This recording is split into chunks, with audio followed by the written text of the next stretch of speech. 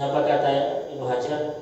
Saya menemukan dalilnya. Dan dalil itu kata beliau ada dalam Sahih Bukhari, Sahih Muslim. Nah, bayangkan hadisnya itu isinya begini kata beliau. Nabi hijrah ke kota Madinah. Sampai di kota Madinah, sudah sampai menetap entah hari pertama atau kedua bawa alam. Tapi Nabi sudah berada di Madinah dengan sahabat. Fawajada al-yahuda yasumuna yawma Asyura. Bersentuhanlah Nabi dan umat Islam waktu itu yang di kota Madinah dengan ritual-ritual ibadah orang Yahudi. Rupanya orang Yahudi itu pada tanggal 10 Muharram, pada hari Asyura, mereka berpuasa. Kami berpuasa di tanggal 10 Muharram itu untuk menunjukkan rasa syukur kami karena begitu besar dan banyak nikmat Allah yang Dia berikan kepada nenek moyang kami. Nabi kami diselamatkannya dari Fir'aun tanggal 10 Muharram. Nenek moyang kami yang dikejar oleh Fir'aun dan bala tentaranya diselamatkan juga di tanggal itu. Kami ungkapkanlah rasa syukur kami itu dengan berpuasa di tanggal 10.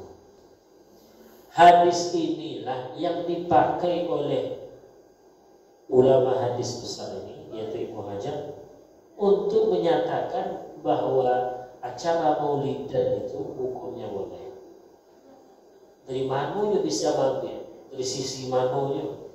Tidak ada disebut itu orang Yahudi bikin maulidan, tidak ada dengan. Justru hadisnya itu menyebut ya puasa Asyura, orang Yahudi puasa di tanggal 10, Nabi Musa, Fir'aun, itu yang tersebut di hadis itu. Tidak ada di situ disebutkan anak Nabi Musa buat acara maulidan. Orang Yahudi membuat acara maulidan Nabi Musa di Madinah. Tidak ada. Dari sisi mananya, itulah karajo ulama itu yang tidak bisa dibaca dan dilihat oleh orang awam. Tabaco di ulama itu. Cara membacanya itu yang bertahun-tahun baca kitab, baca hafal hadis, hafal ini, sehingga hadis yang nampak itu bisa dipahami lebih mendalam, digali, dapatlah dalil. Itu karajo ulama, Pak. Maka orang awam sekarang tuh lebih hebat lagi dari ulama ini. Apa katanya? Mana lo dalil? Kan puasa Asyura. Yang nampak di mata orang iyo, tapi yang nampak di mata ulama nah itu aja loh. Kalau yang kita lihat cerita tadi kan puasa Asyura. Itu kan dalil tentang puasa Asyura yang dimulai dari orang Yahudi tadi cerita. Tapi di sebalik kisah itu ada makna yang tersirat dan itulah dijadikan dalil oleh Ibnu Hajar Al-Asqalani. Apa kata beliau? Fayustafadu minhu fi'lu asyukri lillahi ala ma manna bihi fi yawmin mu'ayyan min isda'i ni'matin aw daf'i nikmatin wa yu'adu dhalika fi nadhiri dhalika al-yawm min kulli sanah. Singkatnya begini, Pak. Hadis ini dipahamilah oleh Ibnu Hajar bahwa kita dianjurkan untuk mensyukuri nikmat yang kita dapatkan di hari-hari tertentu. Bismillahirrahmanirrahim. Masyaallah muslimin rahimahumullah. Jadi kalau bicara maulid Nabi sampai kiamat tak akan selesai pertikaian dan konfliknya, bisa dipastikan. Meninggal dunia ulama besar ini yang pro dengan maulid Nabi, nanti lahir pula lagi ulama yang pro. Ulama yang kontra nanti ini meninggal, lahir pula muncul pula ulama yang kontra. Begitu seterusnya. Jadi ini rupanya barang maulid Nabi ini barang yang dipertikaikan. Maka solusinya adalah ambil jalan tengah saja. Manu yang boleh, yang condong rasulnya hati awak ke salah satu dari dua pendapat itu ikuti. Itu aja. Kalau untuk menyelesaikannya tak akan bisa. Karena ini memang murni persoalan khilafiyah. Sehingga yang ini berkicau, ini pun nanti akan berkicau juga. Yang ini membantah, yang ini pun bantahan akan dijawab. Begitu selanjutnya. Jadi kalau diperturutkan, bisa pecah kampung nanti. Kalau betulkan bisa pecah masjid jemaah. Meskipun demikian Bapak Ibu dirahmati Allah, ada satu hal yang ingin saya tunjukkan, ingin sampaikan kepada Bapak Ibu. Ulama yang mengatakan Maulid Nabi itu boleh dirayakan, apa pegangannya? Kalau masuk ini, apa dalilnya? Mana tahu Bapak Ibu ada yang condong ke pendapat yang membolehkan. Kalau Ustaz Abu lebih boleh kepada pendapat ulama yang mengatakan Maulid Nabi itu boleh Ustaz. Nah, kepada Bapak Ibu yang ini pahamnya, saya berikan penjelasan. Bagi yang tidak setuju, artinya tidak mengikuti pendapat yang berlawanan, tidak masalah juga disimak, biar tahu juga oh itu dari ulamanya. Jadi ini tidak sia-sia. Kalau masih ada waktu nanti kita lanjutkan tentang hal-hal yang terkait dengan kelahiran baginda Nabi Sallallahu Alaihi Wasallam.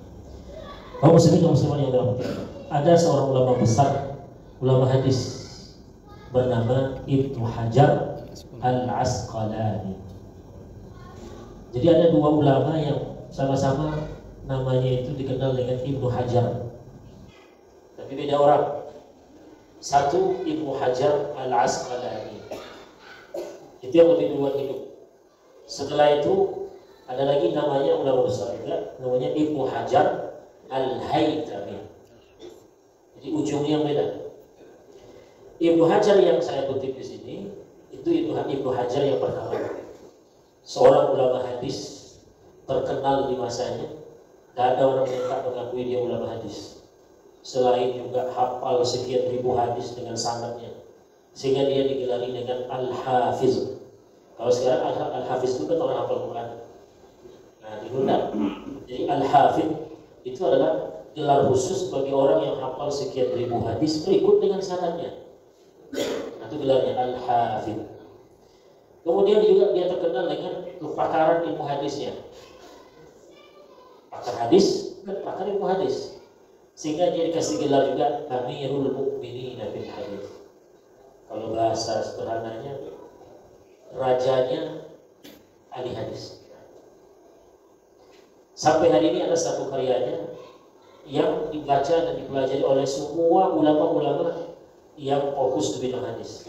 Nama kitabnya Fathul Bari fi syarhi Sahih Al-Bukhari. Imam Bukhari kan punya kumpulan hadis Nabi yang disebut namanya Kitab Hadis Sahih Al-Bukhari. Banyak ulama yang mensyarahnya, yang menguraikan isinya, maksudnya, dan diantaranya beliau. Dan buku yang beliau buat ini terkait dengan hadis atau kitab Sahih Bukhari, boleh dikatakan itulah yang terbagus. Sehingga ulama mengakui tak ada lagi buku atau kitab yang mensyarah kitab Sahih Bukhari setelahnya. Sampai tangan dia tak ada lagi yang mampu mensyarah kitab Sahih Bukhari itu seperti dia. Sehingga ada istilahnya, kata ulama, ada seorang ulama namanya Asy-Syaukani, la hijrata ba'dal fathi, kata dia. Ini dia meminjam sebuah istilah, yang istilah ini ada maksud awalnya, tapi dia pinjam untuk maksud yang kedua. Kalau maksud pertamanya itu kata Nabi, la hijrata ba'dal fathi, tidak boleh hijrah lagi setelah penaklukan kota Mekah. Saya lupakan apakah ini hadis Nabi, tapi yang situ isinya betul.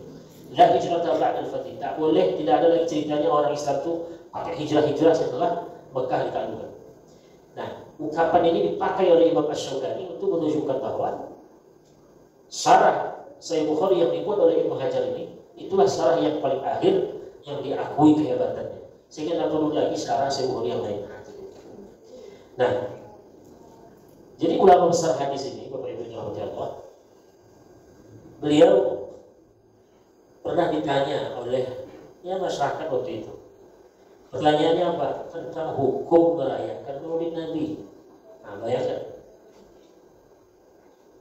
Beliau hidup kalau tidak salah sekitar abad 8 Hijriah atau 7 Hijriah. Sekitar itu. Kita hidup di abad 15 Hijriah. Nah, berabad-abad sebelum itu, itu keraja ulama membahas tentang bincangnya. Jadi ada pertanyaan yang sampai kepada Ibnu Hajar ini. Wahai Tuan Syekh, wahai Tuan Guru, wahai ulama hadis, apa hukum membuat melaksanakan acara Maulidan Nabi? Apa kata beliau? Ini yang menjawab bukan Dr. Mawani, yang menjawab bukan Ustaz kaleng-kaleng, yang menjawab ulama hadis. Ya memang bukan sahabat Nabi beliau itu, tapi setidaknya dia ulama hadis yang punya ilmu, sehingga kalau kita ikut fatwa dia ini, kita sudah selamat di akhirat nanti. Orang awam kalau dia sudah bertanya kepada seorang ulama yang mumpuni tentang sebuah hukum masalah, itu dia pegang sampai mati. Di akhirat nanti dia sudah lepas hutangnya itu, dan ditanya nih, oh kalau sempat salah gimana Ustaz? Ternyata maulid itu haram hukumnya, ya tidak berdosa dia, karena dia sudah berpegang kepada orang yang semestinya dia pakai pegang pendapat. Nah, kalau ulama itu mana? Tidak juga berdosa, karena kalau ulama berfatwa, ulama yang betul-betul beristihad, salah pendapatnya satu pahala, betul pendapatnya dua pahala. Jadi tidak ada yang masuk neraka gara-gara itu. Apa kata ulama besar hadis ini? Ingat dengar tadi hafiz, seorang pakar hadis, ulama hadis, yang dia sudah sampai ke level di mana dia hafal sekian ribu hadis berikut dengan sanad-sanadnya dan bisa membedakan mana hadis sahih, mana hasan, mana dhaif, mana tidak, mana maudhu dan seterusnya. Bahkan karyanya itu sampai hari ini dipelajari. Baik, apa kata beliau? Aslu amalil maulidi bid'atun. Ada kata bid'ah situ. Apa kata beliau? Pada dasarnya acara maulidnya Nabi itu adalah perbuatan bid'ah. Bid'ah.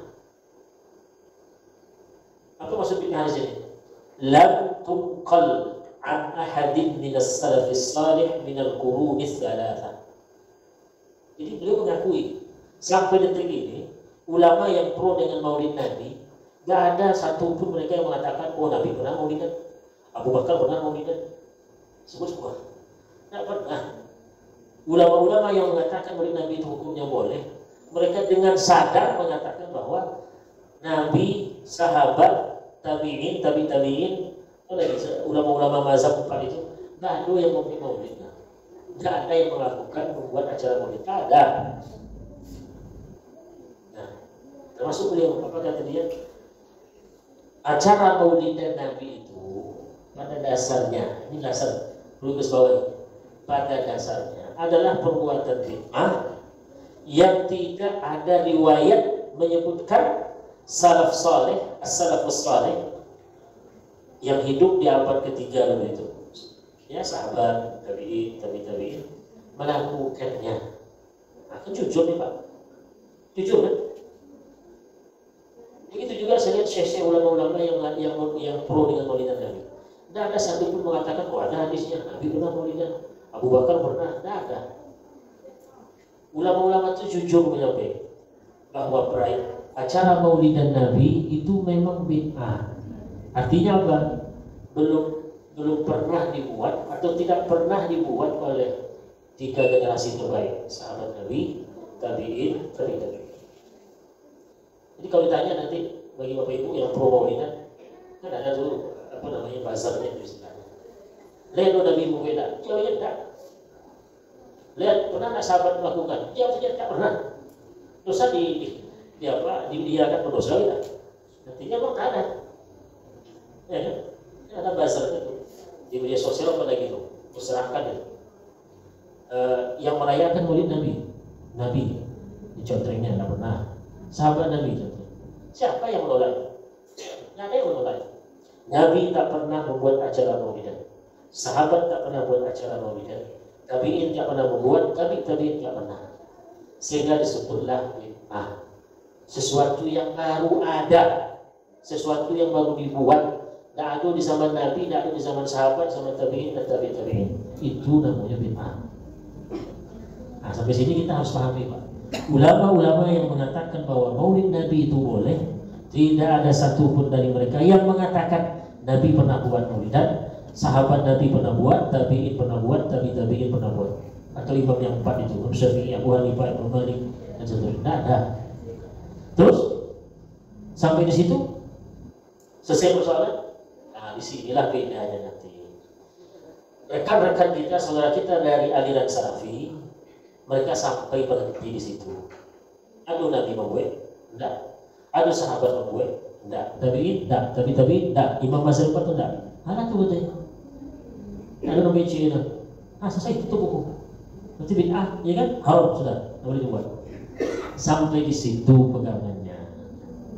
Jadi sampai kiamat nanti tak akan ada titik temunya tuh. Karena mereka sudah sampai di situ. Lain Nabi buat dah, sampai kata begini nanti. Ada Imam Syafi'i buat dah, ya sudah kata dia. Mandai-mandai juga. Terus mana nanti ujung gitu. Nah, tapi ulama yang berpendapat yang membolehkan maulidan dilanjutkannya. Koma situ bagus. Termasuklah ahli hadis ini yang bernama Ibnu Hajar Al-Asqalani. Apa kata beliau? Ditolak di awal lagi. Pada dasarnya acara maulidan Nabi itu bid'ah.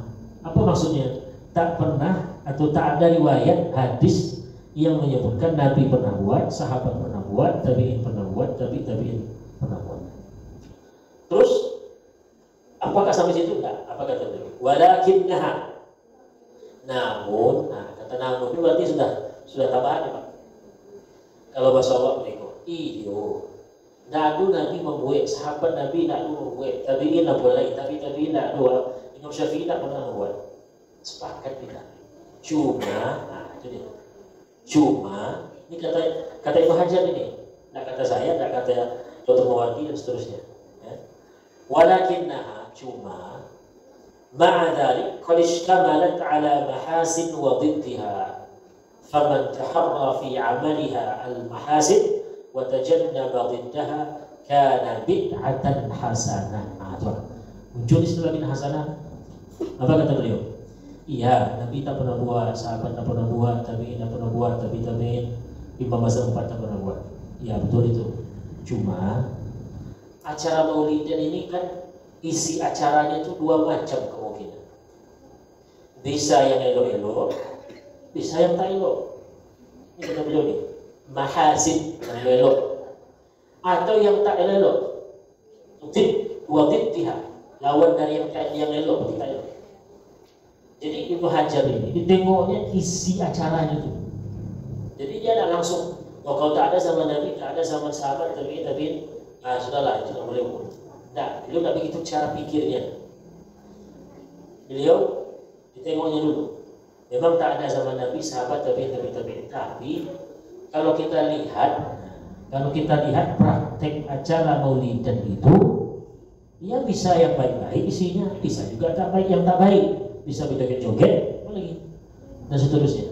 Yang baik itu mungkin ya, nah mungkin memang iya, membacakan sirah Nabi. Ustaz itu dibacanya sejarah Nabi itu, dibacanya hadis-hadis tentang fisik Nabi, sifat Nabi, apa-apa. Atau dibacakannya selawat memuji Nabi, kan ya. Atau yang tak elok, itu contohnya tadi, undang dangdut, organ tunggal, dan seterusnya. Terus apa kata beliau?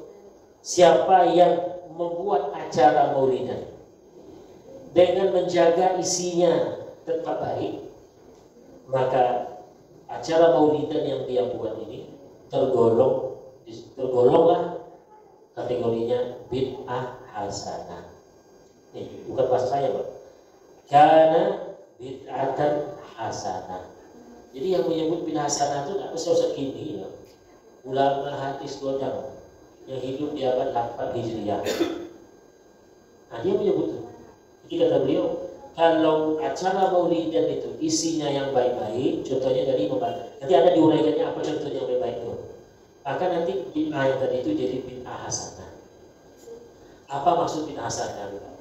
Maksudnya suatu perbuatan yang baru ada, yang tak pernah dibuat Nabi, sahabat, tabi'in, tapi karena isinya bagus, tak bertentangan dengan agama, maka itu disebut perkara baru, tapi tak bertentangan dengan kaidah agama. Itu maksud bid'ah hasanah. Sebab nanti dia pula dengan hadis Nabi, wa kullu bid'atin dhalalah. Nabi ngecek suatu bid'ah itu dhalalah. Ada beliau pun ngeceknya itu bid'ah hasanah.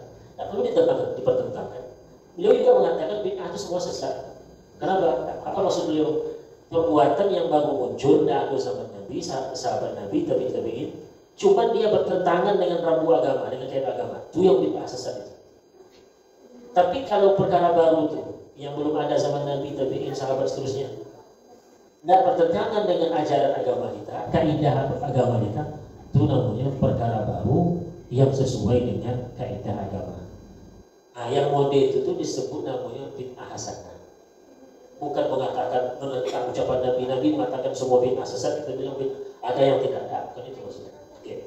Wa illa fala, kata beliau, tapi kalau acara maulidan itu isinya maksiat, maka kata beliau jatuhnya ke bid'ah yang sesat atau bid'ah yang tak elok.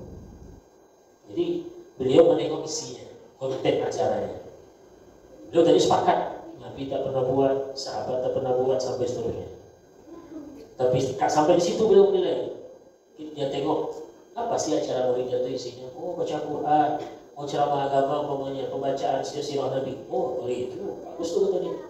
Walaupun Nabi tak pernah buat. Tapi kalau istrinya joget-joget dan dangdut, perempuannya tak pakai hijab dan seterusnya, kalau itu kata dia tak ada loh juga. Kemudian apa kata beliau? Wa qad dhahara li takhrijuha ala aslin thabit. Ini berdalil Pak. Ini ulama itu pakai dalil sebetulnya. Nah, ada ulama itu tak pakai dalil. Ini kan ada satu gelombang dakwah gini. Mana dalilnya? Itu syiar itu. Mana dalilnya? Tak ada dalilnya jangan ikut Ustaz. Orang awam di Kompori itu menanya ke Ustaz itu mana dalilnya. Tukang jual salah lagu, tobat kamu kan? Kamu nanti tengok Ustaznya dulu, tanyakan dalilnya. Yang jualan salah lagu ini tak pernah belajar hadis, tak tahu apa itu hadis. Datang nanti dia datang bukan Ustaz Abu Somad kan? Tunggu dulu Ustaz. Ini pendapat Ustaz ini ada dalilnya tak?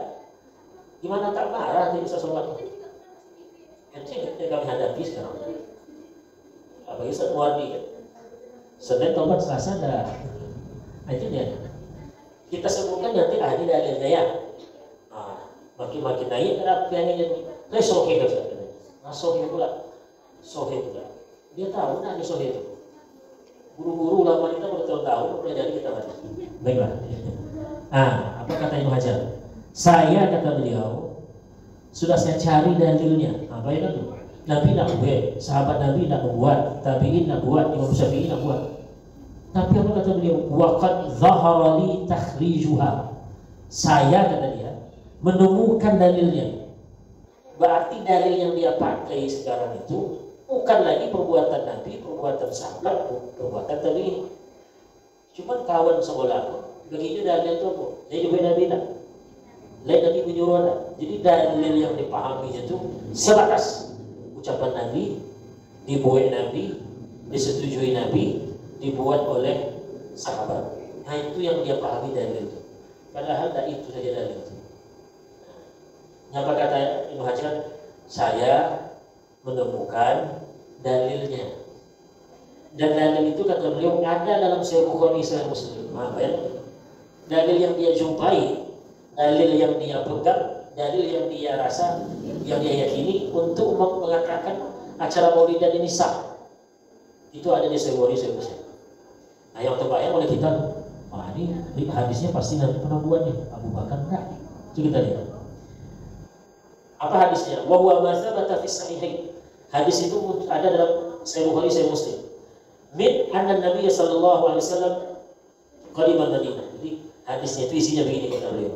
Nabi hijrah ke kota Madinah. Sampai di kota Madinah, dah sampai menetap entah hari pertama atau kedua Allahu a'lam. Tapi Nabi sudah berada di Madinah dengan sahabat. Fa wajada al-yahuda yasumuna yawma Asyura. Bersentuhanlah Nabi dan umat Islam waktu itu yang di kota Madinah dengan ritual-ritual ibadah orang Yahudi. Ya, karena Yahudi kan tinggal di Madinah. Ketika Nabi dan sahabat tinggal di Madinah, tentu secara ya mau tidak mau mulai akan terlihat ritual-ritual ibadah orang Yahudi. Nah, salah satu ritual orang Yahudi yang ditemukan oleh Nabi, yang terlihat oleh Nabi dan sahabat ketika mereka sudah di Madinah adalah rupanya orang Yahudi itu pada tanggal 10 Muharram, pada hari Asyura, mereka berpuasa. Kemudian fasa'alahu, Nabi bertanyalah ke orang Yahudi, Asyura dulu ke dia, "Saya puasa ya?" "Iya Muhammad." Kan tak Islam kan, percaya dengan Nabi Muhammad. "Iya, kami puasa." Ditanya oleh Nabi, "Kenapa kalian puasa di tanggal 10 Muharram?" Apa kata orang Yahudi? Faqalu, mereka menjawab, huwa yaumun aghraqallahu fihi Fir'aun. Begini Muhammad, kami puasa pada 10 Muharram ini dengan alasan di tanggal 10 Muharram atau Asyura itulah Allah menenggelamkan Fir'aun. Kau kan tahu kan? Nenek moyang kami kan dulu dianiaya, diintimidasi, dibunuh, diseluruh oleh Fir'aun. Ya kan nenek moyang kami? Tanggal 10 Muharram itulah nenek moyang kami merdeka dari Fir'aun. Satu. Wa najja Musa, dan di tanggal yang sama Allah menyelamatkan Nabi Musa, Nabi kami. Intinya orang Yahudi itu ingin mengatakan, kami berpuasa di tanggal 10 Muharram itu untuk menunjukkan rasa syukur kami karena begitu besar dan banyak nikmat Allah yang Dia berikan kepada nenek moyang kami. Nabi kami diselamatkannya dari Fir'aun tanggal 10 Muharram. Nenek moyang kami yang dikejar oleh Fir'aun dan bala tentaranya diselamatkan juga di tanggal itu. Kami rasanya senang, gembira. Kami ungkapkanlah rasa syukur kami itu dengan berpuasa di tanggal 10 atau bulan Asyura. Jadi kata mereka, fanahnu nasumuhu syukran lillahi ta'ala. Jadi kami berpuasa di tanggal 10 Muharram itu untuk atau sebagai rasa syukur kami wahai Muhammad. Ini jawaban orang Yahudi. Hadis inilah yang dipakai oleh ulama hadis besar ini, yaitu Ibnu Hajar, untuk menyatakan bahwa acara Maulidan itu hukumnya boleh. Dari manunya bisa ambil, dari sisi manunya. Tak disebut itu orang Yahudi bikin Maulidan, kan ada kan? Justru hadisnya itu menyebut yang puasa Asyura, orang Yahudi puasa di tanggal 10, dan Nabi Musa, Fir'aun, itu yang tersebut di hadis itu. Tidak ada di situ disebutkan Nabi Musa buat acara Maulidan, orang Yahudi membuat acara Maulidan Nabi Musa di Madinah. Tidak ada. Ada di sisi mananya.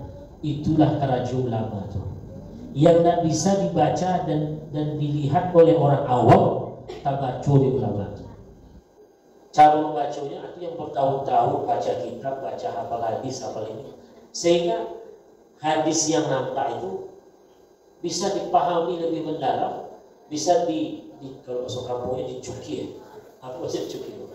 Dicongkel-congkel digali, dapat dalil. Itu kerajuan ulama, Pak. Maka orang awam sekarang tuh lebih hebat lagi dari ulama kita. Apa katanya? Main dulu dalil, kan puasa suruh. Yang nampak di mata orang tapi yang nampak di mata ulama nah itu aja loh. Kalau yang kita lihat cerita ini kan puasa Asyura. Itu kan dari tentang puasa Asyura yang dimulai dari orang Yahudi tadi cerita. Tapi di sebalik kisah itu ada makna yang tersirat, dan itulah dijadikan dalil oleh Ibnu Hajar Al-Asqalani. Apa kata beliau?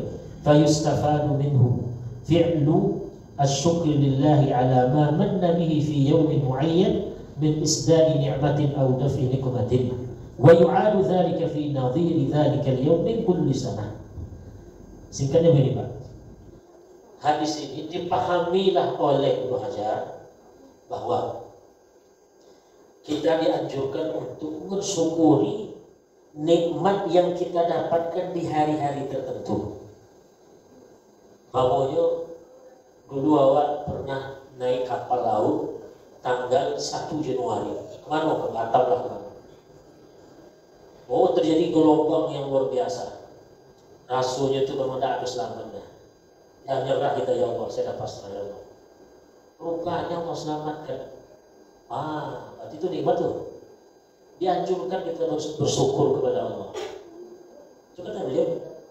Jadi pas tanggal 1 Januari itu kan kita, ya Allah, 1 Januari itu ada kisah yang menyedihkan tuh. Hampir mati di telan ombak, tapi Allah selamatkan. Ayolah, bersedekahlah hari ini, karena hari itu bersyukuri nikmat yang Allah berikan pada hari-hari tertentu yang kita ada. Masing-masing kita kan mengalami itu, Pak. Hampir lantai ada betul sama, ya kan? Teringat tuh benak kita deh. Pokoknya kalau tanggal 10 Februari itu menggelitik. Kenapa Pak? Pak ya macam itu. Berarti itu di besar. Itu ada anjuran kita dianjurkan untuk mensyukuri nikmat yang terjadi pada hari kita, yang terjadi pada hari itu. Dan tidak mesti hari itu. Terjadi tanggal 1 Januari, berarti selokannya 1 Januari tidak juga. Bisa 2 Januari, bisa 10 Desember, terserah. Tapi alasannya adalah kita lakukan ini, ibadah ini, karena mengingat ada satu nikmat yang kita dapatkan di satu hari yang pernah kita alami. Teringat dulu tadi contohnya, diselamatkan Allah dari terjangan ombak. Kapan terjadi? 1 Januari. Teringat oleh saya sekarang. September tanggal 30 sekarang. Hah? Hari 9. Oke, stop dulu gitu. Ingat saya. Udah lah. Saya jadi nayatin itu. Tanya orang kenapa tiba-tiba sedekah. Itulah. Saya teringat dari kisah saya tanggal segitu. Sedekah. Kemudian apa kata beliau? Termasuklah dari nikmat Allah yang paling besar itu dilahirkannya lah baginda Nabi. Dilahirkan baginda Nabi. Jadi di antara sekian banyak nikmat yang Allah berikan, yang paling terbesar kata Imam ini adalah lahirnya Nabi penutup, rajanya Nabi, pembunuhnya Nabi, itu beriman. Kapan hari meninggal? Kapan lahirnya? Pada umumnya jumhur ulama mengatakan hari Senin sepakat, tapi tanggalnya mayoritas mengatakan 12 Rabiul Awal. Berarti itu sebuah nikmat. Dulu terjadinya, nah sekarang. Tapi karena tanggal 12 Rabiul Awal itu identik dengan kelahiran Nabi, nah maka dibuatlah semacam acara untuk mengungkapkan rasa syukur. Ya pasti kan 12 Rabiul Awal itu membuat 13 Zulhijjah ada masalah. Tapi kenapa dibuat 12 Rabiul Awal? Identik, terasur soalnya 12 Rabiul Awal itu memang konotasinya kelahiran Nabi. Jadi tak mesti juga harus tanggal 12 Rabiul Awal, tak mesti. Cuman kalau sudah 12 Rabiul Awal, ingatan para ulama, ingatan umat ini ke Nabi, kepada kelahiran Nabi, maka biasanya dibuat di tanggal itu. Dan di samping itu kan ceramah Maulid kan tak mesti tanggal 12 kan? Ada yang buat tanggal 15 tadi itu kan ada masalah. Tapi semangatnya, itu tadi, mensyukuri nikmat yang paling besar yang Allah berikan kepada alam ini, yaitu kelahiran baginda. Kemudian apa kata beliau? Wa amma ma yu'malu fihi. Ini jadi beliau tadi sudah mengatakan bahwa untuk Maulid Nabi pada dasarnya itu memang tak pernah dibuat Nabi, sahabat Nabi, tabi'in.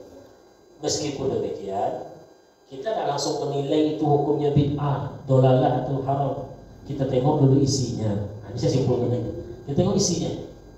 Apa isi acaranya? Baca Quran, ceramah agama. Yang ibu-ibu bikin makanan sedekahnya, kalau itu monggo. Berarti itu perkara baru yang tidak bertentangan dengan akidah, dengan kaidah agama. Tapi kalau isinya joget-joget, mengundang biduan, kalau itu memang tak boleh. Kemudian beliau menjelaskan tentang isinya. Apa kata beliau? Untuk isi acara maulidan itu, kata beliau, sebaiknya, anjuran beliau nih, isinya baca Quran, kemudian memberikan makanan. Makanya biasanya kamu kampung, aku masuk kampung, jauh. Jadi ibu-ibu itu bikinnya makanan, ada talam khusus tuh, dulang. Dibawa ke surau itu. Makan lah usaha golku dia lama itu yang hadir, anak-anak nggak usah nambah. Itu jadi bersedekah ya. Kenapa bersedekah? Ya karena senang, rasa syukur karena Nabi dah lahir di tanggal itu. Kemudian wassadaqah, dan sedekah secara umum, bagi piti, bagi guru-guru, anak-anak segala macam. Wa insyadu syai'in minal madaih, membaca nasib-nasib pujian kepada Nabi. Baca bersaji. Bersaji itu kan isinya tentang sejarah Nabi, Pak. Cuma kadang-kadang yang bacanya datuk-datuk di dinar ya. Cuma yang baca itu suara yang bagus, kori-kori, ya kan? Jelas huruf ini baca. Terlalu tuangku menangani. Dia paham lah isinya, paham di bahasa Arabnya. Tambah pula suaranya bagus. Itu bagi tuangku menangani. Tapi itu apa masalahnya, Pak? Yang tua-tua, gigi tak ada, nyebut kho tak bisa lagi. Itu pula yang baca. Kadang-kadang lagi. Perlu diperbaiki nanti. Ya. Jadi ini yang diamalkan di Mesir, Pak. Jadi para masyayikh Al-Azhar itu, kalau sudah nuansa Maulid Nabi, itu kumpul orang itu di Masjid Al-Azhar. Kumpul. Nanti ada yang baca sejarah Nabi. Nanti ada yang dia buat syair pakai bahasa Arab. Dibacakan di situ, disimak oleh ulama-ulama itu, disimak syahdunya, isinya yang betul-betul menyanjung Nabi, sehingga apa? Hadir kembali rasa cinta, rasa rindu kepada Nabi itu yang dibuat di alam. Nah, itu menjadi joget. Jadi kita harus objektif juga. Memang ada acara maulidan di kampung-kampung tuh, mau undang-undang, nah itu tak baju, nah itu kita sepakat itu. Kalau itu yang ditengokkan ke syekhnya, ke Ibnu Hajar, tidak ada ceritanya, haram titik itu. Tapi kalau ditujukan ke beliau, ngumpul Ustaz sama masyarakat, baca syair-syair saja senandung Nabi, memuji Nabi, satu makan-makan, kata beliau betul. Hanya mesti kita paham. Kemudian baru dia jelaskan, selain syair-syair yang menyanjung Nabi, atau syair-syair yang menggerakkan hati kita untuk melakukan yang baik-baik. Ya nasib-nasib biasalah, yang isinya mari kita berbuat baik pada orang tua. Mungkin nasib tentang berbakti pada orang tua, nasib tentang dunia yang dipanah dan seterusnya. Nah, bagaimana kalau apa contohnya yang tidak baik? Beliau contohkan, wa amma ma yuttaba'u dzalika minas sama' wal lahwi wa dzalik. Tapi kalau isi acara ini joget-joget, bagitan kita, kalau udah itu dibuat di produksi buruh joget-joget, kata beliau, kalau ini kata dia, ini tidak ada celah untuk dikatakan bolehnya. Dan seketik itu tak mubah. Acara ini rusak. Tentu maulidan itu pun juga rusak. Ini yang ingin sampaikan Bapak Ibu tentang dalil yang dipakai. Jadi Bapak Ibu, setelah kita dengar tadi, jadi dalil yang dipakai oleh ulama ini dan ulama-ulama yang pro maulidan, tidak ada satupun dalilnya itu berbunyi Nabi pernah membuat, sahabat pernah membuat, tidak ada. Kenapa? Karena menurut mereka yang dalil itu tidak hanya berupa perbuatan Nabi. Kalau perbuatan Nabi, tapi di sebalik itu bisa jadi dalil juga. Saya contohkan satu Pak, Imam Asy-Syafi'i. Dalam kitab yang agung, beliau mengatakan bersumpah dengan menggunakan mushaf, menggunakan Quran yang dilakukan oleh para penguasa, berarti lalu bisa betul. Coba tengok Pak, perhatikan di sini di mana? Ya kan, entah di kepala atau dipegang. Gaya bersumpah model itu, kata Imam Asy-Syafi'i, itu katanya wadzalika indi hasanun, menurut saya, kata beliau nih, elok. Itu sekelas Imam Syafi'i. Ada di kitab agung, kalau ada sini dibuat elok katanya. Tapi tahu nggak Bapak Ibu ya Allah, tidak ada sahabat, tidak ada Nabi melakukan itu. Oh tapi kan Imam Syafi'i Ustaz, Imam Syafi'i tidak sahabat. Iya, tak ada ulama mengatakan Imam Syafi'i itu dalil. Imam Syafi'i dalilnya dalil. Tapi yang mesti kita perhatikan, kenapa Imam Syafi'i begitu yang dia pahami? Apa dia itu pendapat? Berarti Imam Syafi'i itu punya cara pandang yang berbeda dengan Anda. Anda mau memahami, kalau tidak dibuat Nabi, tidak dibuat sahabat, Nabi selesai titik, haram. Dan itu gaya berpikir Imam Syafi'i. Tentu ada dalil beliau. Dan dalilnya tentu bukan perbuatan Nabi, bukan perbuatan sahabat. Karena jelas tadi, tidak pernah dilakukan oleh Nabi dan sahabat bersumpah menggunakan mushaf. Nah begitulah cara pandang. Bahasa kerennya manhaj. Nah itu istilahnya manhaj Imam Syafi'i dalam menghukumi sesuatu perkara yang baru. Nah habis Pak, ada pertanyaan?